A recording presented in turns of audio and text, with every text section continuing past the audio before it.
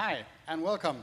Right now we're waiting for the guy who's need to speak, for him to turn on his camera. He's with on Zoom from India. His name is Deepak Kashyap, and he is going to talk about diversity and inclusion.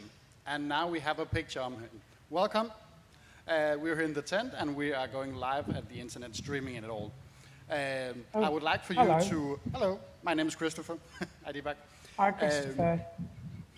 I would like for you to make a short introduction of yourself, and I presume you have something to say, and are we going to open up for questions at some point? I just wanted to make sure that I'll be able to share my slides. Sorry, come again? I just wanted to be sure that I'd be able to share my slides, my PowerPoint presentation. You say you need to show some slides? Yes, is that possible? If not, then I can just speak without them.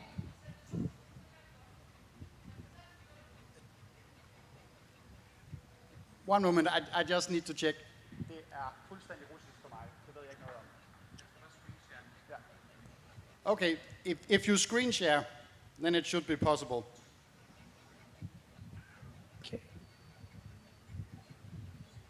Is that possible for you? Yes, there you go. Yeah, super, just like that. Test. So the word is yours, and let me know when you want to open up for questions, and I'll ask the audience, and I'll also can receive questions online. So just let me know. Brilliant. Yeah. Thank you very much. You go, Deepak. Okay. Well, this is just a disclaimer to say, just a legal thing, that whatever I'm going to talk about is not legal advice. It's not consulting or medical advice of any profession, even though I'm a psychotherapist. There's nothing to do with medical advice. So, and all the opinions expressed are my own and have nothing to do with the company, and do not represent the company that I work for. Now, today we would be talking a little bit about diversity and inclusion, the fundamentals of diversity and inclusion. We've heard this buzzword a lot in last couple of years, and a lot of people have started waking up to the idea that, oh, diversity and inclusion is something interesting that people do at universities, at organizations, at corporations. So today we'll just talk about the fundamentals of what diversity and inclusion is all about. Right, and this is just about the company that I work for, so welcome everybody. I would like to just introduce myself a little. That's me. That's how obsessed I am with myself. I'll show you myself twice. So there you go. Now, the agenda for today for us is defining the terms such as representation, diversity, and inclusion, and the dimensions of diversity. What are the different dimensions of diversity that we have? And what is subconscious bias for us? And what is inclusion? Why is inclusion so hard? And what can we do about it? So we begin by setting some ground rules. We will develop an attitude of being curious, not furious. We're going to be curious about what's happening, even if it is slightly negative at the moment. We'll just be curious about it. There's no guilt, there's no blame, there's no shame about it. The idea is that whatever situations we are in today because of lack of diversity and lack of inclusion have been created by people who are long dead now. They're long gone, they're long dead. And the problem with that is that they don't reply to emails, and they don't talk to us, and they don't tell us why they did what they did. So we are where we are today because of people who are not here today. And that's important to remember before we start blaming anybody, before we start guilting anybody, because we'll be talking about important and sometimes difficult concepts as well, specifically within the queer community. Now, we will try to, you can be as participation. I wish I was there in person so I could be able to stop every time you needed to speak to me. I cannot see anybody. I can only see myself speak and my presentation. So if I'm going too fast or too slow, we will just have to work with that. And you could probably write down your question and ask me later. We'll have to be open-minded and kind to each other. If we don't understand something, we don't understand something, or if something that's being presented is different from your understanding, then we have to be kind to that as well. Differences is all about diversity, and diversity is what we're learning. So we are perfectly fine with people having different opinions. If somebody ends up sharing their particular story about their company or their life, let's make sure that we don't talk about it outside this tent without their consent, so confidentiality. And there is no political correctness that's required here, just common decency and respect. So if that is what you call political correctness, then that's great. And no negative political correctness is required. You're free to speak your mind, you're free to disagree, and you're free to use words that you think that are politically incorrect, but perfectly describe the situation. So challenge, when you're challenging somebody or something, remember you are challenging an idea, not the person. So just having that in mind sort of makes us talk very differently to the person that we're talking to. And ouch. So if you get hurt by what we've said, if you get triggered by what you said, please come and talk to us. We take full responsibility of talking to you and explaining ourselves to you. Now, moving ahead, let's say, what is diversity and inclusion? The terminology. The word diversity is the fact of life. In any given context, people have aspects that are accidental and chosen. I'm accidentally Indian. I chose to live in Canada. I am and chose to study for a large chunk of my life in the UK. So, but accidentally I'm gay, accidentally I'm brown, accidentally I'm Indian. So our identities can largely be divided into accidental and chosen identities. That differentiates us from others. Both of these identities differentiate us from others. There are a few examples of how diverse we are. Ethnicity, race, religion, nationality, sexuality, personal values, experiences, abilities. The list goes on and on and on. And the list is very, very large indeed. For example, you and I might be diverse in the way we approach relationships. I am polyamorous. People might not be polyamorous. People might like monogamy and being committed to each other. I've never experienced monogamy as a positive thing for myself, so I do not practice it. So that's relationship diversity.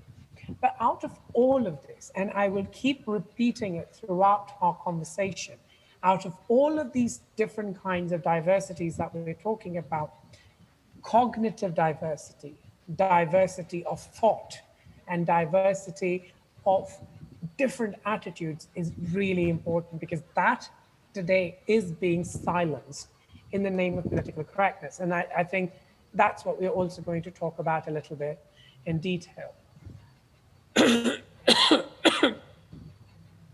Now, these differences give us a worldview that guides our actions at work and in life. You cannot say that you act like this purely based on the values you've chosen. You act like that because you are from a Nordic country, you're Danish, you're Finnish, you are, so the idea is that we act the way we do in large chunks because of where we come from and who we are. Little of it is what we choose to do. Like, yes, some of us can be value driven, and you can say, it doesn't matter where I was born. It doesn't matter who I am. It doesn't matter. I don't seek the color of my skin. Brilliant. And that's a good attitude to have. However, that does guide the way you act in this world. Absolutely. Okay.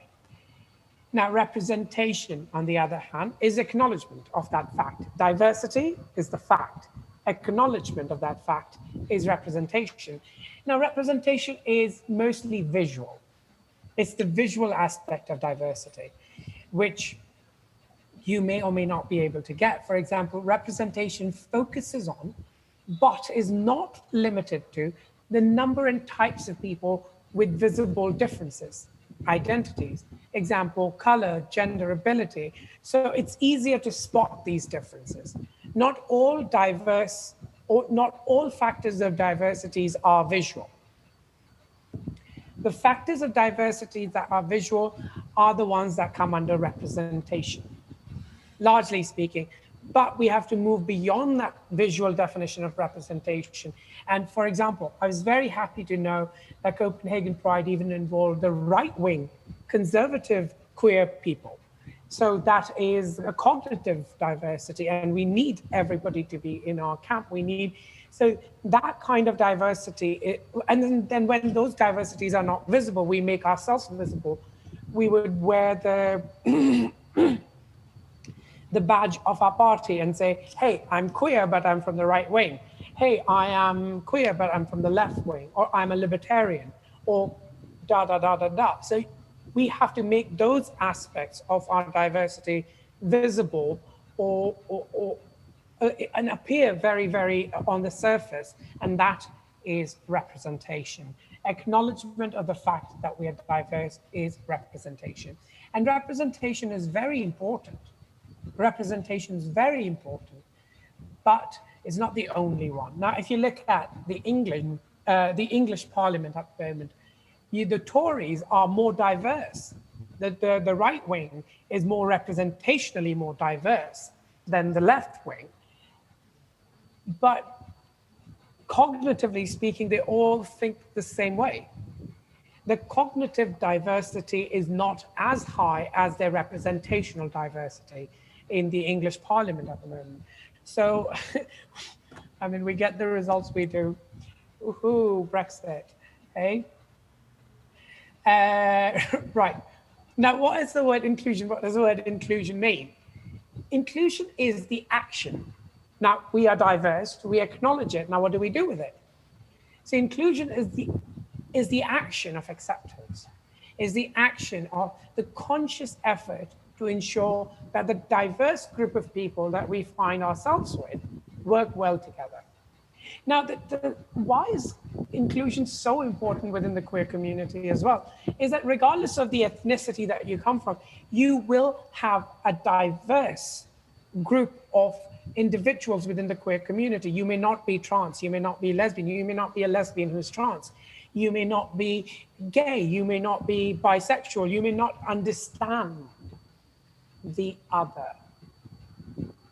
Regardless or looking the same, representationally there, you might have a lesbian, a trans person, a genderqueer person, a gender non-binary person, all on your board of directors and whatnot. However, have they been accepted? Do they feel valued? Do they feel respected? Do they feel supported? And inclusion, that's why inclusion gets a bit difficult, because it's about the other person's experience of feeling accepted. And not just, it is definitely, but not limited to your actions of acceptance. It's about the feeling of the other person of being accepted too. And that could be very different. So as you see in the diagram, you could have the blue dots all centered and all the colorful dots outside. So let's say, give this example and say all of us colorful queer people were outside. Like a few decades ago, we were outside the society. And then they gave us, you know, all of our rights, but we were still separate. We were still separate. And then we were given the right to marry, and it was called marriage, and we were all brought in together. But we integrated, but we were still not part of the whole. We still were living in our little ghettos, and we still felt safe only with our own kind. We still went out and sought only gay people, only queer people.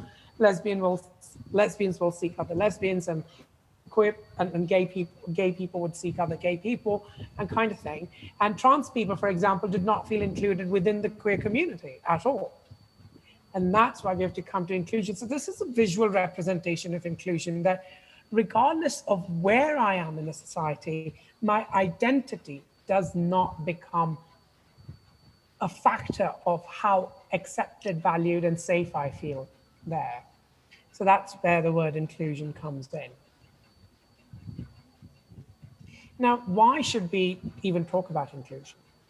Why do we need to even worry about inclusion? Because it makes sense on all levels. It makes economic sense, it makes social sense, and it makes moral sense. So for example, economically, any company that has a diverse group of people working for them and feeling included, because diversity in and of itself is very disruptive. There is no inherent benefit of having diversity if it has not been included, if they don't feel included. In fact, it's actually going to create more problems. You would get along very well. A system runs very well when it's homogeneous. And I think Nordic countries know one or two things about being homogeneous. Most people look like each other. There is very little racial diversity, not because of any fault of anybody. No one's saying it's somebody's fault if you don't have enough people of color. You need to transport them from somewhere. No one's saying that. But what we're saying is that actually homogeneous systems run smoothly. I haven't used the word efficiently. I've said smoothly, right? However, the moment you have diversity, and that diversity is included with respect, is supported, then you have higher profits, higher productivity, success in newer markets, lower risk of blind spots. Because you know what? The 2008 tumbling down of the economy, the 2008 depression, came in because there are a few group of older white cis heterosexual, presumably, men sitting in one room, thinking exactly like each other and making similar decisions. They had no idea of other people's realities. Most of them were rich. Most of them had gone to Ivy Leagues. Most of them were white. Most of them were old cis. Now, none of these identities that I've used have any problem in themselves. When I say I'm proud of being gay, someone should be proud of being cis if they want to be. I don't see the reason, I don't see the the purpose of being proud there, but okay. So if it's basically what I'm trying to say is that their identities are not being used as a disqualification. However, if you have only one kind of identity and only one kind of thought prevailing, then you have a lot of blind spots, because human brain is not capable of thinking about everything, right? So innovation and engagement, all of these are economic benefits of inclusion. Now, the social benefits of inclusion is you have lesser number of riots. There is more cohesion. I mean, we've just seen what happens when you actually deny that all Black lives matter, and the world has witnessed in horror what's happened in America and how that has reflected on the histories and current practices of other countries where people of color and anti-Black racism still exists and is so deeply rooted. We could be very happy and we could just say, oh yeah, it's an American problem. No, it's an American, it's a problem that happened in America, but it's a problem that is present everywhere. It could very well have been in the UK, and it was. And the UK is no stranger to race riots. Organic representation, the belongingness, like people feel that they actually belong to that place and they start working together. There's more pro-social behavior, there's lesser crime, there's stronger community relationships. So these are all the benefits of true inclusion. Now, the moral benefits, it makes national, community-wise, and individual sense. Our nations are stronger because of their diversity. And I'm not just saying this because I'm an immigrant and I benefit from that narrative. I have evidence for that narrative. Our communities are better. For example, let's just stop talking about ethnic diversity for a second and say, in Copenhagen, in Denmark, in the Nordic countries, where most people look like each other, if you do not have inclusion of diverse backgrounds of queer community, are we going to have stronger communities? No, I don't think so. It's less likely that we would. And individually, when you hang out with diverse group of people and develop diverse ways of thinking, so internal diversity and external diversity, you just become a better person. I mean, I really think so. Right. But why is inclusion, when inclusion is so important, why don't we all just do it? You know, we should just be able to do something that is so important and so essential. But inclusion is hard. Why is it hard? Because we are subconsciously wired against the other. We have implicit negative assumptions about people, things upon which our unwitting discrimination might rest. For example, I'm actually going to give you a scenario. If you can all close your eyes and listen to what I'm saying. You're getting late in the morning. You're getting late in the morning and you're not able to find your keys. And you have to get to your office, okay? And you're not able to find your keys. And your Uber or your car is right there, it has arrived and you suddenly find your key. You lock your door, you get out of your house, you get into your Uber, and you actually have made it in time. You take a big sigh of relief, you smile at the Uber driver, and then you're on your way. At the traffic light, you see a couple sitting in the car next to you and playing with their baby. Now you smile and wave at the couple. You actually reach your office where your boss greets you. You're actually 2 minutes early, where your boss greets you with the greats. You go do your entire work for the day, and then in the evening, you come and attend a workshop. So open your eyes. How many of you actually thought that the driver's ethnicity, how many of you actually thought that the driver was male? How many of you thought that the couple sitting next to you in the next car to you in the traffic signal was, say, a trans queer couple? How many of you thought of the gender of the baby? How many of you thought that your boss might be a trans woman? So these are all implicit things. That does not make us evil or bad. It's just what it is. We are human beings. For the most part of our history as human beings, diversity has killed us. People who did not look like us were from a different tribe, and they're more likely to kill us than trade with us. It's only through the development of civilization where we have realized that difference does not mean detriment. Difference does not mean that I'm going to be killed. But we are implicitly wired to not trust the unfamiliar. Okay, so we are implicitly biased. We all have subconscious glasses through which we filter our reality. Now, the important thing to remember about subconscious bias is that we all have it. I have it just because I was born in India or because I'm brown, that suddenly does not give me a halo on the head and make my shiny head even shinier. That doesn't do that. We all have it. We all have it about different things. And it comes out, it's very implicit. We are not aware of it. That's actually very important to know. It's very hard to measure.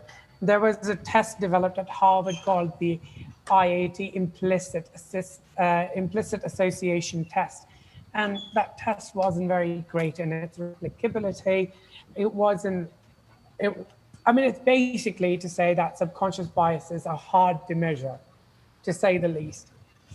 They may result into actions causing inequalities though. Just because you're not able to measure it, that does not mean that you won't have the consequences. There was a study done in Canada that said that about 30% of the resume, your resume, your CV is 30 times less likely to be accepted if it has an ethnic name on it. So congratulations to me. No, joking. Yeah, I mean, I was actually surprised when a career counselor told me I should shorten my name from Deepak Kashyap to D Kashyap, because D could still be ambiguous and Kashyap could still be taken as a Eastern name or whatnot. But oh well, I don't think that person knew what Eastern European names sound like. But the idea is that I was told to shorten my name because there are subconscious biases against just names. Leave alone people, right? So our subconscious biases result in actions that cause inequality or maintain inequalities, yeah? So, but you have to be, and this is the most important point is that there is no direct connection between being implicitly biased and prediction of real world harm. For example, I might, even as a person of color, I might have anti-Black sentiments, which I'm not aware of, but that doesn't necessarily mean that I'm actually going to discriminate against you. There's no causation, there's correlation. There's no causation link that A causes B.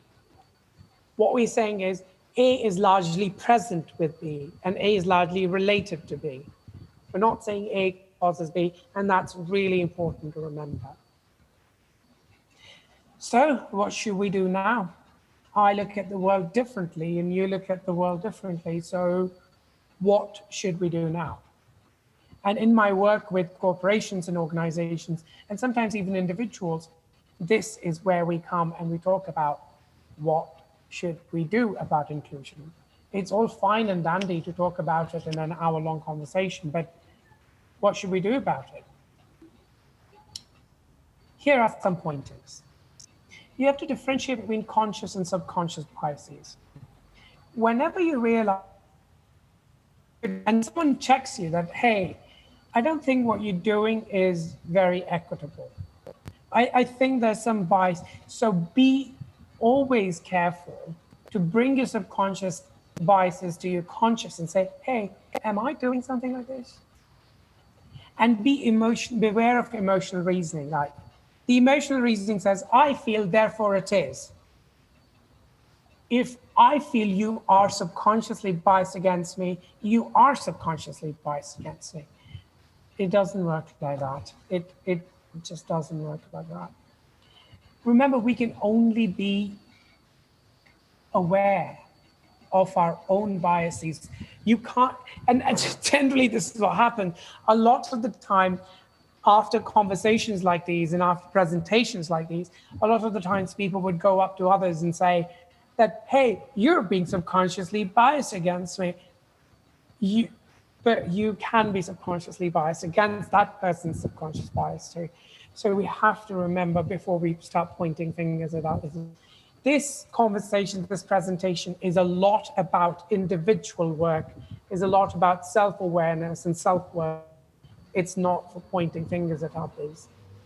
So the third point is forgive yourselves and others for negative subconscious assumptions. Know that shaming and attacking doesn't help rewire the subconscious.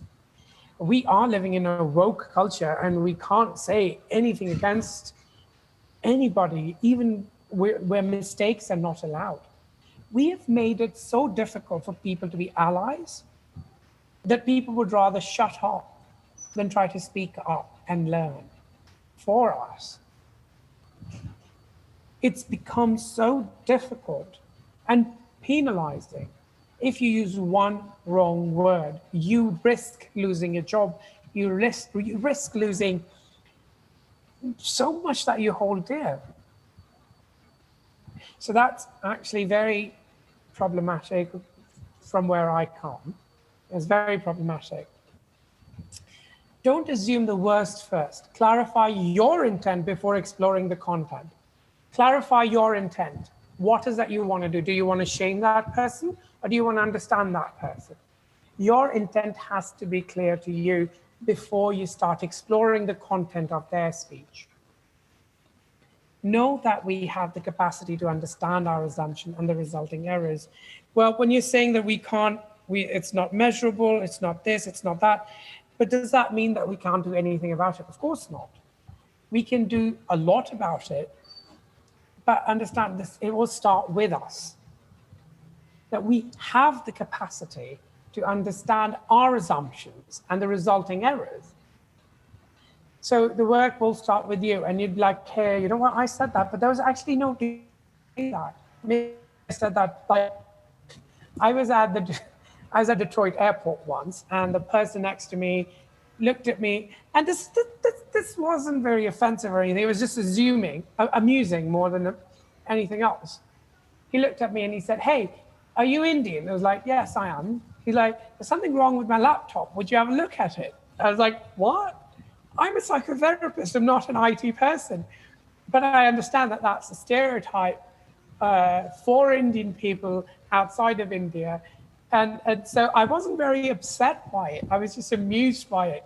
And I think if I was on the other side having such, like, I have assumptions about Americans in general. That's also because I live in Canada now. And so I feel like, oh, we are so much more superior. But we have these assumptions, and I have to be so aware that I'm applying these assumptions when I'm meeting individual Americans. So, you know, I have the capacity to understand my assumptions. So you can only start a constructive conversation and be an example for change. You cannot shame people into change. That's really important. Start a constructive conversation. Start with questions more than labels, right? So these are some of the pointers. Now I'd be open to questions from you.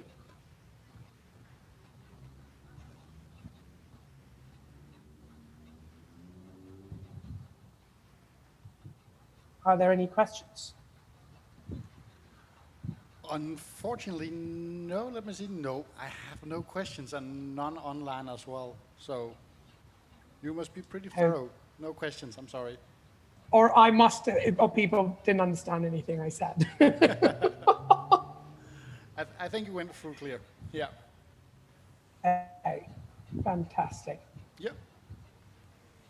Do you have anything else to add, Deepak? Well, I was going to say that thank you very much to Copenhagen Pride 2020 for including me in this. I had full intentions of traveling to Copenhagen, but you know, we are in this COVID situation, and I just hope that everyone stays safe and happy. But yeah, happy Pride to everybody. Happy Pride. Thank you. From India and from Canada. You're more than welcome here. We'll look forward to welcoming you here. Thank you very much, and have a nice evening. Bye. Bye-bye.